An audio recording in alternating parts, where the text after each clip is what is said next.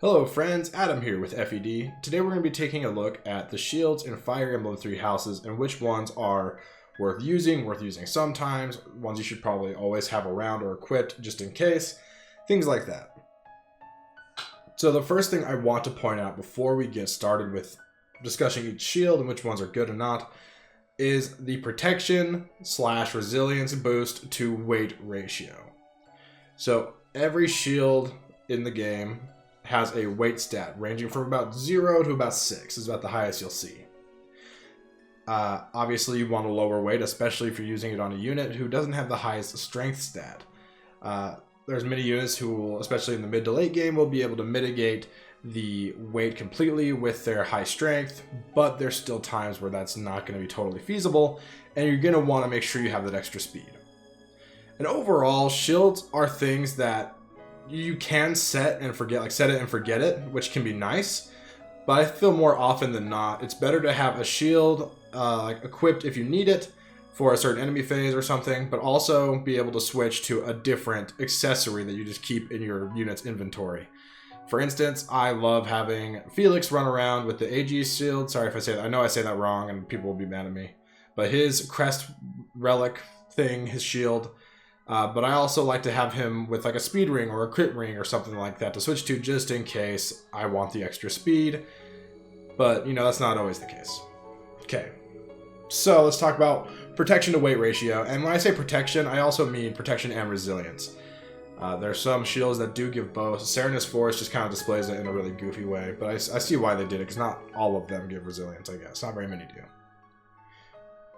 So the 4 basic shields, leather, iron, steel, and silver, these here, they all have a 1-to-1 ratio of protection to weight. And I think that is baseline. If a shield does less than that, I think that automatically makes them not as good as other shields. Like, just flat out. Like I see no reason in using a shield that has a ratio like that. And then we get to, and that includes like the Talisman shield, which I think is a pretty bad shield overall. It gives 1 protection and 2 resilience. So that's a 3 bonus, that's essentially +3 to your defenses in total for a weight of 4. That's pretty poor. I understand that the resilience could be nice and maybe it has a situational use, but I think overall it's less useful than some other shields you'll find in the game, particularly the Hexlock shield, which has a much better weight to protection ratio of 5 weight to 2 protection and 4 resilience, effectively 6 defense in total added to your character. But you know, it depends on what enemies attacking them and what weapon they're using and all that. But I think that'll have more uses than the Talisman shield for sure. And the 1 weight between those is less of a big deal than the extra protection and also the +2 resilience. So I think if you want a resilience shield, I don't think Talisman shield is really worth it. Rarely is 2 resilience going to matter unless you're planning out some extremely well planned out efficiency playthrough. Then that 2 resilience, you're probably like never going to need it. But +4 just seems a little more reasonable to me. Alright, next we have the AG shield, which is a relic shield anyone can use. But if you do have Felix use it with the Crest of Fraldarius, he also has a Pavice and AG's, the skills that can half damage from pretty much every attack when you have both ready to go. So it's a 6 for 6, but that's just a lot of defense, but it also gives 3 resilience. Honestly, a really, really great shield, but like I said, if you ever want Felix to have a little more speed and he doesn't make up the weight deficit with his high strength, then you might want to switch the AG shield to a speed ring, evasion ring, crit ring, accuracy ring. Probably doesn't need an accuracy ring, but the other ones, whatever you want to help him in battle. Next we have the O'Chain shield. I don't really know how to O'Chain. I don't know how to pronounce it. Sorry guys. I'm not going to pretend like I know how to pronounce this stuff. But I do like that it restores HP. Like, it has an extra effect, which I really like about it. It's a unique shield, so you only find 1 in the game, I believe. It's because it's a sacred shield, or like it's the step below crest weapon, you know, a relic weapon. So really good. 6 protection for 4 weight. Awesome trade-off. And again, restores HP each turn and negates foes' critical hits. Awesome, awesome shield. One of the best in the game. One of the best in the game. Alright, next we have the Zero shield, which is, I think I prefer the O'Shane shield. It has better defensive bonuses for a little more weight, but the Zero shield, 5 protection for 3 weight is great.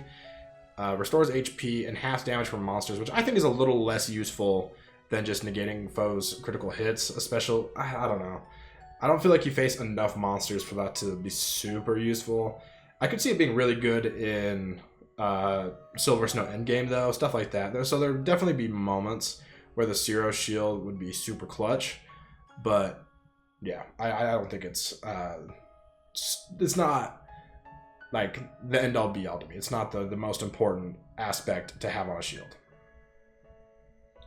Now the next 3 I think are the best shields in the game. And people will probably disagree with me on this. But I think these are the 3 best shields in the game because they weigh 0. That's the big thing to me. They weigh 0 and you just get it's basically just 3 free defense. It's like a speed ring, you know, like where it's like +2 speed with no weight added to it. But instead, it's like a defense ring, essentially. And I really like that. And then the added effect that they all nullify a certain weakness, whether it's flying, armored, or cavalry. This is the kind of shield that, like, I understand, like, oh, the Aurora shield, you want to throw it onto a flying type unit so they're not weak to arrows anymore. And that's great, but even you can put it on, like, a mage that, with +3 defense, maybe it helps them take 1 more hit, or it allows them to not get 1 hit KO'd. But it also doesn't slow them down because they will have mediocre strength compared to other units in your army. I just like that a lot. I think that it has a lot of uses. Again, it's 3 free defense. Hard to pass that up. It's a steel shield without weight. It's amazing. Amazing shield. But that is all the shields right there for you. There's some enemy exclusive ones that we will not talk about because they're enemy exclusive and they don't matter. But there you go. I really, really like a lot of these. I think they are really useful in gameplay, but I think it's very rare that you should keep them equipped all the time, especially on Maddening, where your units will get doubled very often, and that extra point of speed you get from de-equipping a shield might be just enough to keep you from getting doubled. So I think shields should be used sparingly and be used smartly, and you should switch them out with other equipables, but yeah, they're good. Use them with your own discretion. Again, I'll say I think the best ones in the game, of course, AG Shield is amazing, especially with someone with the Crystal for Eldarius, so Felix. You really like any of these special shields right here. All 6 of these are all great. All great shields. Anything other than that, it's really hard for me to recommend equipping all that often. But those 6 are all really, really good. Anyways, that's just my thought. I understand it's kind of a boring subject, but it's something that I realized I hadn't really talked about in 3 houses yet, and I thought it might be a fun, quick discussion to have. I'm curious to hear what you have to say in the comments. Please share your thoughts on shields and even other equipables if you want to. I think I do have another guide video on the channel about how to best use equipment, and that speaks more broadly about like staffs and rings and shields and whatever else. So feel free to check that out. I'd appreciate it. I'll post it at the end of the video probably. And yeah, thanks for watching, guys. Have a good day.